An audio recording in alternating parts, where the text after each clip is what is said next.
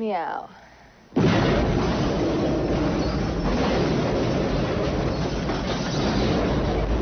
Michael Keaton is back as the Dark Knight, pursuing two very different villains in Batman Returns, one of 5 new summer movies we'll be reviewing this week on Siskel and Ebert, including Goldie Hawn's latest, plus a look at a featurette by Batman director Tim Burton. I'm Gene Siskel of the Chicago Tribune. And I'm Roger Ebert of the Chicago Sun-Times. Our first movie is indeed Batman Returns, another excursion into the dark and murky world of Gotham City, where a bizarre band of characters enact their twisted destinies. This sequel once again stars Michael Keaton in the title role, and once again, Batman is more of an enigma than a leading man. Little effort is made to get behind his elaborate facade, although he's back with as many high-tech gadgets as ever. Take one step closer, Mr. Van Venom.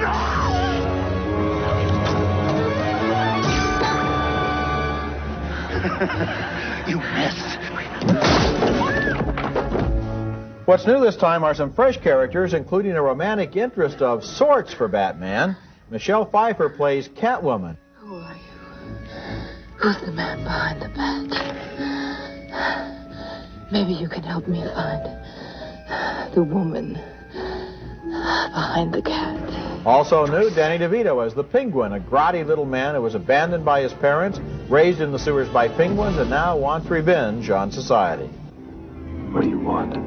Ah, the direct approach. I admire that in a man with a mask.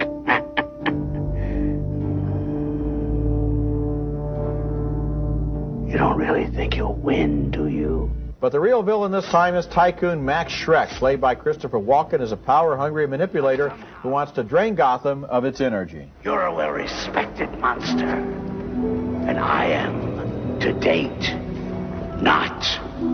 Frankly, I feel it's a bum rap. I'm a businessman. Tough, yes. Shrewd, okay. But that does not make me a monster.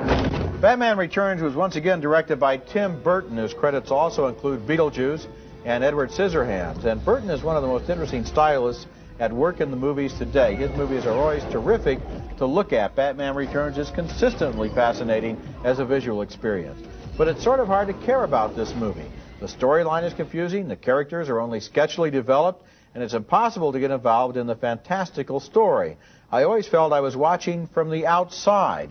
There are some strange contradictions here. Batman is not a successful movie, but it is, visually at least, an inspired one. Well, you know, Roger, I think that there are elements to get involved in the story. I did, and I enjoyed the picture. And the two parts that I enjoyed were the Penguin and the Catwoman characters. I think Michelle Pfeiffer is a good comedian and doing good light comedy when we see her as the office worker who's going to be turned in after she's abused into Catwoman.